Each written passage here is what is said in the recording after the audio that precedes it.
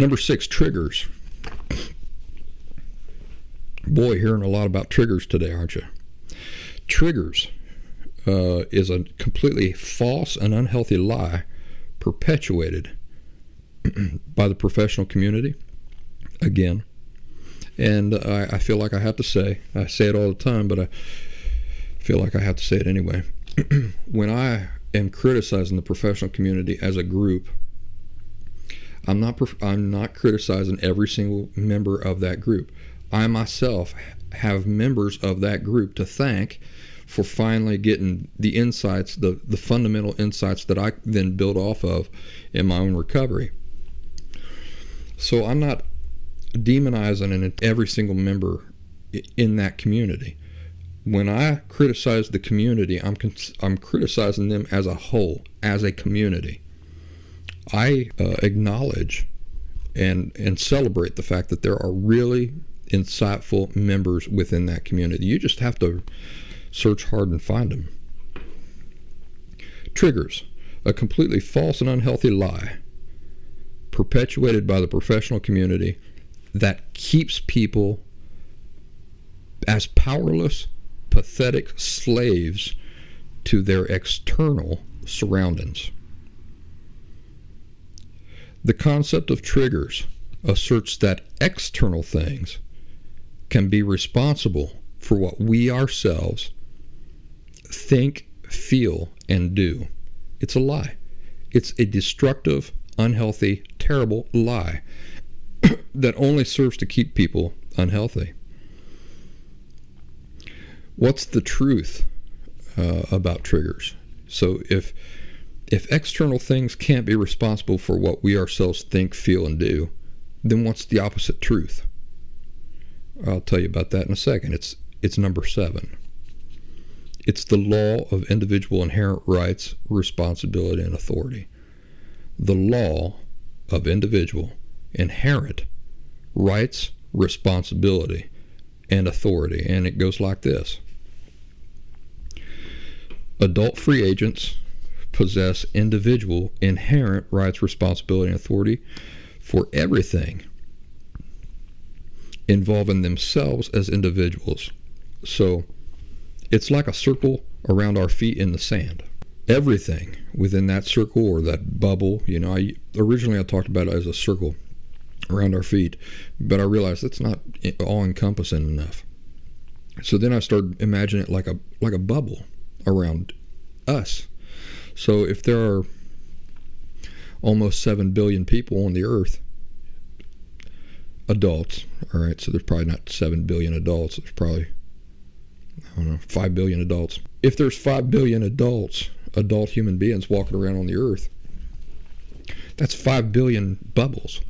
And each one of those bubbles contains that individual's inherent individual rights, responsibility, and authority. So that's where our power and responsibility exists within that bubble, and it doesn't exist anywhere outside of it, in regards to other people who possess these same individual rights, responsibility, and authority themselves. Because it's inherent, it means it can't be granted to you, it can't be taken away. It's like your worth as a person, it's because you're a person. Well, when you become an adult free agent, you just do possess individual inherent rights, responsibility, and authority. So just like everything within that bubble represents our power, our authority, nothing outside of that circle possesses inherent rights, responsibility, and authority over us. So therefore, we ourselves are responsible for everything we think, feel, and do. Blaming somebody else for what we're thinking, feeling, or doing is an unhealthy contradiction of the reality that you live in. It completely pulls the rug out from under the concept of triggers, right?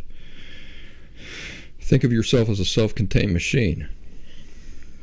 And as such, every feeling that you feel, you're generating that. What are you generating that from? From what you're thinking about. Because there's no feeling that is not preceded by a thought. Every single thing you feel has to be preceded by a thought. who's creating the thought? You are. So you might be reacting to something and say, well, it's making me mad. But that is not making you mad. What you're doing is you're taking it. You're taking it inside yourself and you're using it to make yourself mad. But that thing doesn't have power over you. It's ridiculous for you to give it power over you or to perceive it as having power over you, because that's not the reality you're dealing with. The reason why triggers is so destructive is because, like I say, it keeps people enslaved to external things that are entirely out of their control. No progress can be made with that type of a thinking system or a belief system.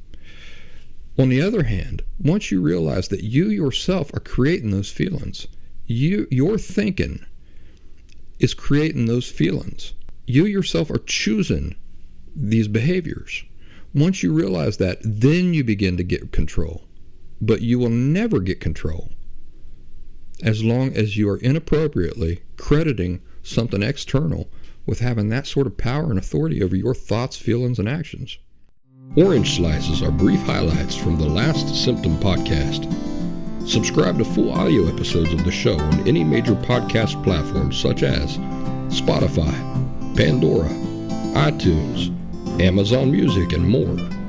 While I've got you chewing on that, like this video, pretty please. Might as well press subscribe while you're at it. I bet you a nickel you know somebody who's overdue for hearing some of these things, so go on, forward this video to them.